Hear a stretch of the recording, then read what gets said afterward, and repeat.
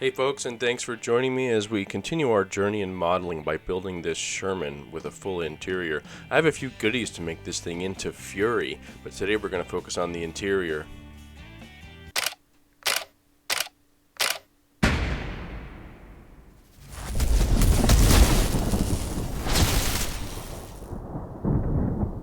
So as always with these interior kits, there's a few things we need to really pay attention to before we get too far along. So the first thing is the fitment of the lower hull pieces. So this actually takes 5 pieces, as you can see here. I taped them together to show you how you want to be very careful to make sure that you actually can square these up. And I'm going to recommend using the engine compartment, the firewall here, to actually line them up. So the other thing, after we just check that fitment real quick and see how we're going to do that and plan for it, we got to check these injector pin marks. Because this is an interior kit, you're going to have to deal with the injector pin marks, or else you could have some of these showing up in your final result. So I want to show you a couple different ways to handle these. So if you have a very shallow negative one, you can use a curved hobby blade to shave it down and actually make it look flush. For a positive one, you're going to use 2 different sanding sticks, a coarse one to sand it down and then a fine one to polish it. And here you can see the results after I did the sponsons, before and after. It looks really good after we're done cleaning it up. And then if you have any of these really deep negative ones, you essentially fill it with CA glue, use some kicker if you want to, some activator, and then turn it into a positive one and sand it down. So just a nice little trick. Turn the negative into a positive and then sand it down. So next up, I noticed that the fire suppression nozzles in the engine compartment were not hollowed out, so I took care of that with a little drill bit. Just another important tip, because you are going to be able to see them in the finished result. So then, as I did on the Tiger, we're going to do some steel textures on the inside. So using my normal Tamiya putty and airbrush cleaner / liquid cement to make a nice stippled texture on this sidewall. So I apologize, it blew out there for a moment with the bright white, so it changed over a little bit darker. But after you put that down, you're going to sand it and you get this nice steel look after you sand it down. Don't worry about how it looks with the yellow versus the white. That's not what you're going for. It's not meant to make contrast, it's meant to make texture. So at this point I decided, well, I planned enough, I'm just going to have to go for it and attach these sponsons. And RFM did a good job here with locating marks and spots. And basically it'll go together square so long as you're very careful. Now at this point though, you're going to want to use that firewall as a jig. So the side sponsons are fine as long as you hold them, keep them square. Use this firewall like I'm showing you here. Put it in there. It's just dry fitted, but it's enough that it's holding the shape of the sidewalls. You have to do that, or else you will have an out of square hull and it will not go together well. The other thing you want to do is actually take the upper hull off the sprue and attach that as well. So you can see I just have it dry fitted, holding it in place. And what we're going to do is just check for any gaps, which you can see it actually goes together very, very nicely. But we want it to hold that shape while the glue dries. So what we're going to do is we're going to tape it, and we're going to let it sit overnight to harden. And the other thing I want to do before I let it set though is just apply a little bit extra glue on all these seams and make sure that it sets up really well. And then the next day I came back, pulled the top of the hull off, pulled the firewall out, and we have a nice square bathtub hull now that we can work with. And everything is perfectly square and will fit perfectly. So I finished up the other side of the nozzles by drilling the holes out, and then I attached the driver's controls. So I'm going to use this lead wire, and you're going to see I'm going to use this throughout the build of varying sizes to fill in these gaps at the wiring that they put in. So RFM did a great job of adding wiring into the sidewalls and sponsons, but it's not attached to anything, so I'm going to use wire to attach everything. So we'll see more of that as we move along. So in this next step, I'm going to build the motor, and this motor is really nice. This is a 4GAA V8 motor, and it really goes together well. I also wanted to show you I made this homemade jig just using some blue tack, or it's actually not blue tack, it's some cheap knockoff from Hobby Lobby, but it works extremely well on the end of a toothpick to pick up those stubborn little photo etch parts and put them in place. So save yourself some money and just use some of the tack you have and a toothpick. This motor that RFM put together is beautiful. I didn't find any flaws or discrepancies versus the drawings that I found for the maintenance manual on the Sherman. So kudos to RFM for a beautiful complete build. So unlike the Tiger tank that we had done, which is very well not documented, the Sherman is very well documented, and it really was helpful to have lots of documentation to help build this interior as accurate as possible. Now, there were some parts missing here on the drivers. This is the horn and another control, which I forget off the top of my head right now. This part was missing, and again, there are some wiring details missing, but that's okay because that's where we get to have fun in modeling, is where we get to fill in some gaps. So I'm just putting in extra wiring and conduiting that's missing. Again, mostly electrical controls for the driver in this case. There's also, I'm assuming that's some kind of sensor for the transmission that was missing. But I do know that the bottom one of the two handles that I'm putting wire into right now is the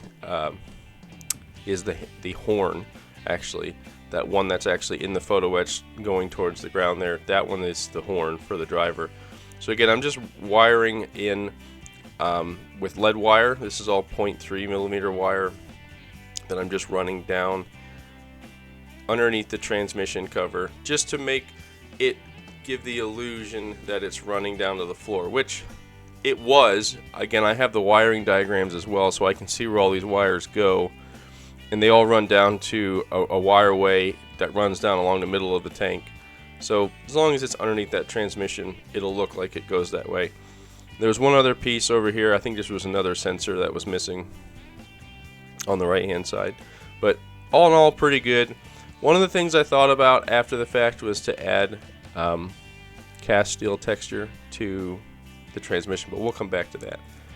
So again, just continuing with the wiring, I was looking everywhere where I could for wires. Again, I had a wire diagram up so I could see everywhere where I wanted to add some, and the magnetos on the engine as well as the junction box that's on the top of the engine needed to be wired in. So here you can see the magnetos I'm wiring in. There were two wires coming out that joined into one, so I'm trying to recreate that. Then they kind of ran over to the sidewall and into the rest of the wiring on the side near where the fire suppression is in the engine compartment. As I mentioned, there's the junction box on top of the engine, and I just wired them up and then put them in place to kind of give them rough shape as to where they were going to go. But again, I'm just dry fitting at this point. When you're working on an interior, you want to do a lot of dry fitting. So I also put all these wires in as well. Actually, some of them are even fuel lines for an expansion tank that's there. So an air cleaner. Now, I had mentioned earlier I wanted to put some cast steel structure on the transmission, but I didn't want to ruin any of the little tiny details by using liquid cement and putty. So I actually used this acrylic putty from Vallejo, and the results are just as good in my opinion, if not even maybe a little bit rougher. So I think that worked out really well. The seats that the kit came with are very smooth, and I wanted to sculpt some, so I got to use this epoxy that I haven't used before. It's a recommendation that I had found online actually for using Zimmerit, for crafting your own Zimmerit, but in this case I actually wanted to use it to craft seats because this stuff is very soft. Unlike green stuff epoxy putty, which is great for making weld seams, this stuff is really good for making anything that you want to like fold and sculpt because it's very, very soft. I'm just using petroleum jelly and a silicone brush to make all sorts of different folds and marks in the seats, and I think they turned out really nice. Again, I'm showing you here this one of the generators inside the tank, electrical generator. You can see how the wires are missing to connect to the generator, so I actually eliminated the wire off of the sponson and just put my own down. This again just adds to the realism, I think. So I dry fitted in everything underneath the floor to make sure that floor was going to fit when I set it down, and I actually did have to shave off a little bit on the bottom of the floor just to make sure everything would fit. So again, here's another one of the, that's a generator, something with the generator. It's a separate piece. But at that point, I'm ready to paint. So The first thing we have to do is all those metal parts we have to primer with Mr. Metal Primer. This is a self-etching primer that will allow us to paint over top of this metal parts without any issue. If you forget this step, it's not necessarily a big deal, but I will say your paint's going to scratch off very easily.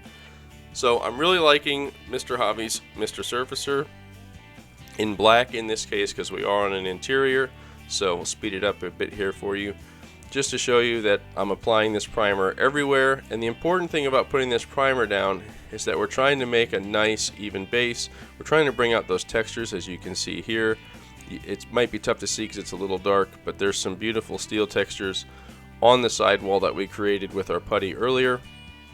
We're going to bring out those textures, and we can also check for any defects, any gaps or anything like that.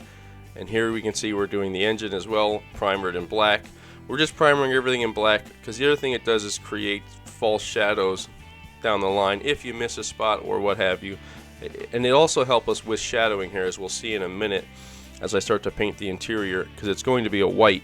And if you just paint it flat white, it might be a little boring to look at, and we want to try to make this visually interesting. So here we can see those cast textures on the transmission. A little rough maybe, but I think it looks pretty darn good.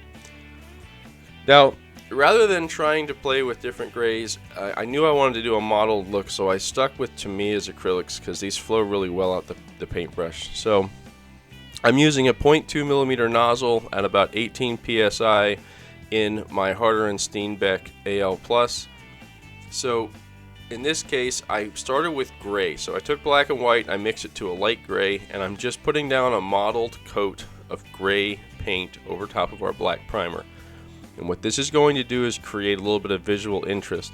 So I'm going to apologize now. I didn't realize my cup was constantly in the way of my nozzle, so I need to work on that for next time. But you can obviously see I'm just putting down a mottled coat here. So it's not a solid coat, it's just a light mottled, shake the airbrush as you go to get a mottled look. It almost has like a marbled finish to it. And what this does is creates fake shadows and an illusion of depth. It actually makes the tank look bigger. So that's just one coat of gray. We're going to put down a total of 3 coats of gray before we actually put a coat of white down. And here we can see this firewall, and you can see a little bit better the mottled effect that you get when you spray down in this cloudy pattern. So here is a slightly lighter version. So all I did was I kept adding flat white into my cup and mixing it right in my cup. So I was always just taking the previous color and adding more white to it. And you can see as we go, we're just adding more and more layers of lighter gray. And it just gives us a nice mottled look. Now, how I did the transmission, because it's not such a big area to do a mottled effect, what I did was I started treating it almost like a zenithal, where I was hitting the higher ends as I was going up. I was only hitting the tops of the transmission, the top of the front of the hull there, just to make it give the illusion of shadows on the bottom and light on top, almost like a zenithal. So here you can see how fine my paint is coming out of my cup, because I finally got a good angle here. And this is the floor for in the fighting compartment, and you can see how I'm just doing this cloudy pattern around all the bolts and whatnot, giving all those illusions of shadow and also helping to bring out details. So at this point I'm almost spraying complete white, because we did 2 or 3 coats of gray at this point, I'm not sure. It's really hard to tell because the whites get blown out on your camera when you go from black to white, so it can be kind of difficult to see if you're still doing gray or white. But you can see the point is it's still getting closer and closer to white. And again, I had mentioned early on that if we just went with white to start, it'd be really hard to do any shading or anything. So again, at this point we're doing mostly white in our cup, because we're trying to bring out the highlights, if you will, of the interior, which is going to be everything like the sponsons and the things on towards the top of the hull, the top of this transmission. You can see how we get some nice shadows there. Here we can really see how that shading effect with the black base of primer and then switching to the different shades of gray gives us a nice mottled effect. Again, it makes it feel like it's a lot bigger than what the model really is, because of those fake shadows and depth and contrast that we're creating. It also makes it look really pretty to the eye. So here we can see what everything looks like as it's dry fitted. I just want to take a moment to thank everybody who's a patron now, and just remind everybody that I do have a Patreon if you'd like to support my work. Also get daily updates from my workbench, get in contact with me more directly, ask questions, what have you. Get connected with the community that I'm growing by checking out my Patreon. So moving on to the engine, you can see I actually had sprayed this with an olive drab to start, and it was too bright. So I took olive drab dark and mixed it with some black to give me a darker olive drab, and I painted over that. That turned out much better than my original coat of just a dark olive drab. So these fire suppression nozzles are painted red. Looking at reference photos, it does confirm that if they were red. I wanted to play with some contrasting a little bit, so I actually did some red highlights on top. I'm just trying to practice my brush technique that I've studied up on. I'm going to do the same thing with the fire hydrants here. Fire extinguishers. My gosh. Okay, so what I'm doing is I'm putting down a red glaze of paint. So that's really the trick. I'm trying to figure out how to do glazes, and it worked out pretty well here. So I'm doing a gradient from like a dark red. I just took red and mixed in some black, and then I'm adding in highlights of red in the areas that would be a little bit brighter, and you can see how it actually creates fake little shadows and highlights, and it looks so good. I'm so happy with how that turned out. Unfortunately, as we'll see later, you won't really see the fire extinguishers all that well, but I was happy I got to practice painting glazes and gradients on something so bright, and it turned out so well. Even if it does get hidden, I was happy with the results. So I did the same thing with the air cleaners back here. I painted them in a dark olive drab. They were still a little too bright, so I used the same mix from my motor, and I did like a black and olive drab mix, and it has the same tone as the motor, which again, reference photos show me that all those parts were a dark olive drab or black. Moving on to the chairs, you can see I sculpted them, so I painted them black, and then I did like a dark gray and a little bit of light gray to kind of show some weathering on them. It might look a little rough, but when we put washes on later, it's going to blend that really nice.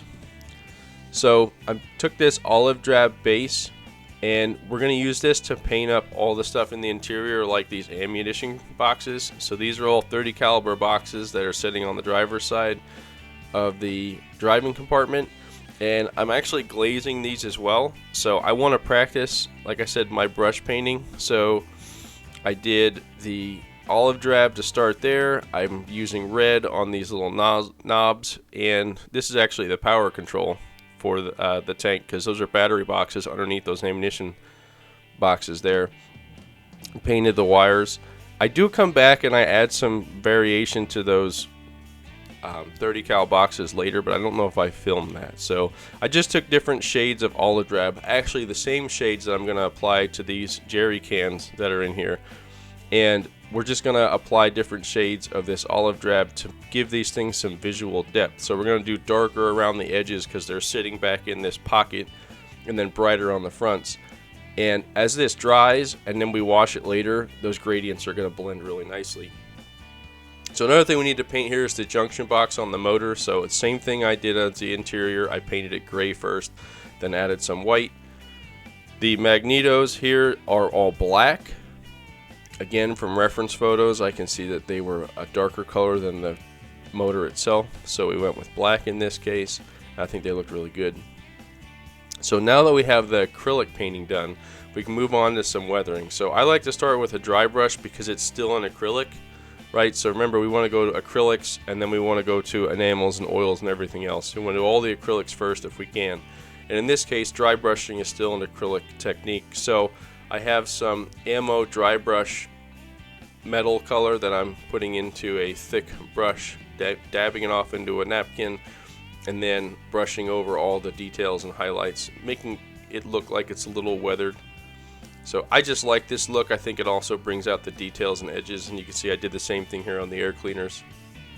So once we had that done, we do have one other step with acrylics, and that is chipping. So in this case, I'm using the same old technique, sponge chipping with some drying retarder and camo black brown Vallejo. Dab it off on a napkin until you get some nice chipping looks, and then you can start applying it. So you can always start, if you're nervous about this, on parts that aren't going to be as well seen, like these parts that are going to be underneath the floor. We can chip them, make them look nice, practice our technique, get back into a rhythm with it on this model, because we haven't chipped in a couple of days, and then we can continue on to the parts that are going to be on the sponsons, things that are going to be more visible. So I also gave a little bit on the generator just to tone down some of the bright highlights I had done. And then same thing with the battery box here, just adding some chips along the edges. I think this turned out nice. And here you can see those gradients I was painting on top of those boxes, so not all the ammo crates look exactly the same. I think that's a nice visual touch to add into your model, just so it doesn't look like one giant block of ammo boxes, but looks like a couple different boxes. So here we're going to do the floor. So I'm just trying to accentuate some of the lights, panels, highlight the panels is what I mean to say, and especially around the middle here where the turret ring's going to go. So there would be, I would call it a transfer in there somewhere, but it actually is not included, which is an interesting thing. So either way, chipping on the transmission next. Simple, same technique, just do the edges anywhere, add a little bit of detail. So now we're going to be cleaning up this engine some more. I like to start with this metal slag over the engine because it's like a really dark brown color pigment, and just put that down first, because then when you mix in this engine grime, you get this really authentic looking, grimy looking engine, right? And again, take a look at this engine, and if you're not sure what I mean, go out to your car, open your hood, and find your little latch if you don't know where it's at. Open your hood up, and you'll see the inside of your engine looks right like this. It is a gray, brown, grimy, gunky look. No matter how much you clean the outside, the engine always looks like this. And I just think it's so authentic. So I also added some fresh engine oil there near an oil cap. So next I wanted to try this Pigment jockey stuff from VMS. So one of you folks out there had recommended this stuff. I had seen it before, I never tried it, so I figured, what the heck, I'll give it a try. So starting with medium rust on this one side, I started with it. This is the first I've ever used it, so I was like, I don't know what to expect. I'm going to try it on one side and we'll see how it goes. And I really liked how it went down and it kind of stuck really well. It didn't feel so much like a wash because it has a little bit of more pigment in it. So I decided to go to the other side, and I started with the dark rust, put the medium rust on, and I just touched it with the light rust to try to add more of that gradient to it. And I think it turned out really well. So well, I went back to the other side and added some of the light rust in too. And we're not going to see so much of that. As you can see, we're dropping in the engine here into the engine compartment after attaching it to the firewall. You don't see too much of it, but I still think the results look really nice. And again, I have to commend RFM for the fact that this engine and firewall, again, I know we did our due diligence in the beginning, but it just dropped right into place, and I'm so happy with that. These air hoses for the air cleaners line right up. And what we're doing is going back and touching everything up with the engine grime. This is an enamel by Ammo, so we're just going to apply it down, then take some enamel thinner on a brush and blend it all in. And I just think this looks like a really nice, natural looking engine compartment that's all dirty and grimy and greasy. That's what I would expect when I look inside there. Now, I do have some decals to apply, and I will say I noticed that a lot of the RFM kits with interiors do not have a lot of decals inside, but this one is the exception. And again, I think it might be because the Sherman is so well documented.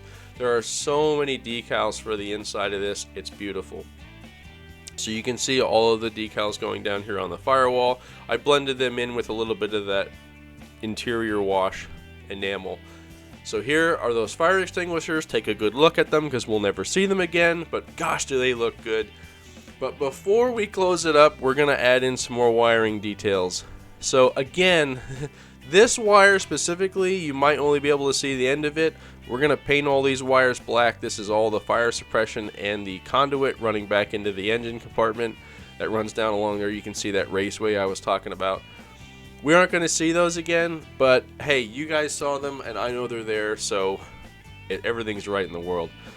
So I put in the radiator, which was a little finicky because it's really weird. There's kind of a piece that goes in between the fan casing and the radiator itself, so it can be a little finicky to get that part in, but that was the only part I would say on this entire kit that I had any kind of struggle with. So again, I went over that with the engine grime. Then I came up to the transmission, washed it with interior wash, and then added some fresh engine oil to the inside of that transmission parts, just because I figured it might be a little oily. We might want it to be greased, just adding more visual texture. So moving on to some earth tones where the driver and radio operator would sit, I added pigments. So I will say, for the folks that said about using Pigment Jockey, I tried Pigment Jockey here and I was not happy with the results. I'm going to try it again on the exterior of the tank because I trust it'll work, but I had to go with my tried and true pigments, and the results speak for themselves, folks. These pigments look beautiful when you're trying to do thick, heavy muds. Pigments are just becoming my go-to. So I put this transmission in place, and again, kudos to RFM. This snapped right into place. Beautiful. I love it. Again, going back to the pigments, I'm still learning my way. I'm still trying different products, seeing what's out there. I'll be the guinea pig for you guys if you don't mind. I really enjoy trying new things, and I will say so far pigments are still my favorite weathering technique there is. Just I should say weathering product.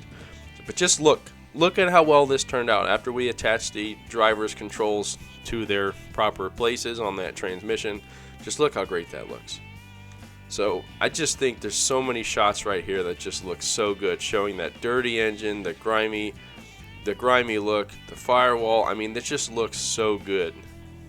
So as I said earlier, I wanted to wash these seats once I got them in place, so I took care of that. I think they looked really good. Adding in the boxes underneath the floor, you can see here. The other thing I needed to do was finish the assembly of the ammo storage rack. So what RFM does is give you a bunch of ends, and then there's a few entire rounds, like whole rounds, to put in there as well. And I left some empty because the point in the scene we're in, Fury had fired a few rounds, so I wanted to leave a few empty. And I pulled them out and I set them aside. We'll use those later when we recreate our scene, because I'm sure we'll have some empty shell casings on the floor. And again, we dropped that floor in. Unfortunately, we lose a lot of those details that we put together earlier, like that fire extinguisher set for the engine compartment, but hey, it looks good.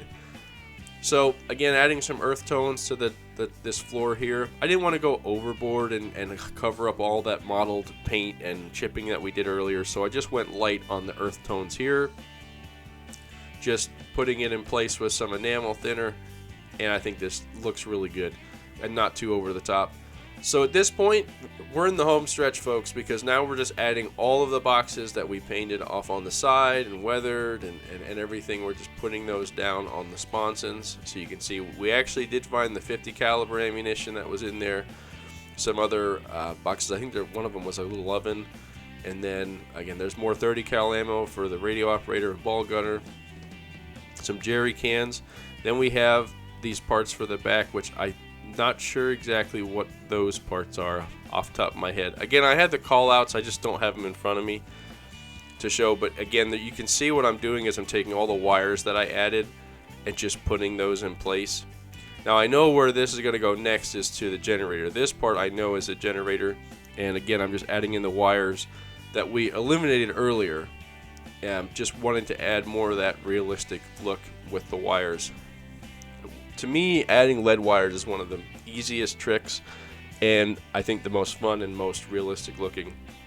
So again, these are parts that also tie into the generator. I think they're a generator regulator. I think that's what those things are, and there's two of them. There's also one here on top of the battery box. And you can see, I think it looks a lot more realistic with a few wires tied in there as well. I just think this looks so good.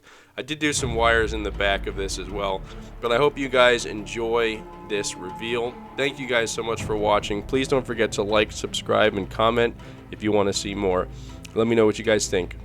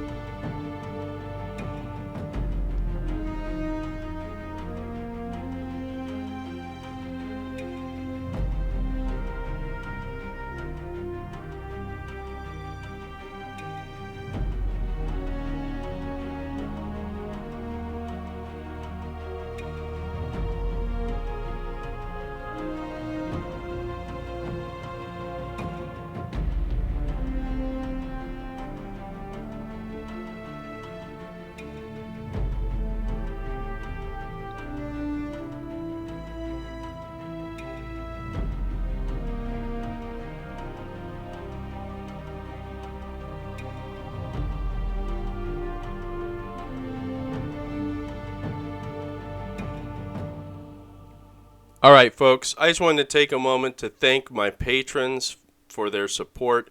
They're helping to make this show possible, helping to support my work, and I appreciate everything they're doing over on Patreon.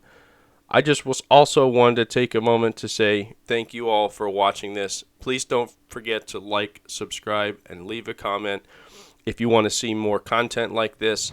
Obviously, you can tell I did not get to the turret yet. That will be in the next video. I wanted to make sure that I had a nice natural breaking point for you guys to be able to share my work and also get you guys some good content. So with the turret being next on the docket, expect to see something here in the next couple of days as I start to build and paint and weather that turret as well. And then we'll move on to the exterior and we'll do very similar to what we did on the Tiger. So again, I appreciate you guys all for sticking in there till the end. Thank you all so much for the support. Don't forget to leave a like, subscribe, and comment so you don't miss out on more content as we continue to build this Sherman with full interior, and eventually we'll be putting this thing on a diorama with that last Tiger we made and recreating a famous scene from the movie Fury. Thank you.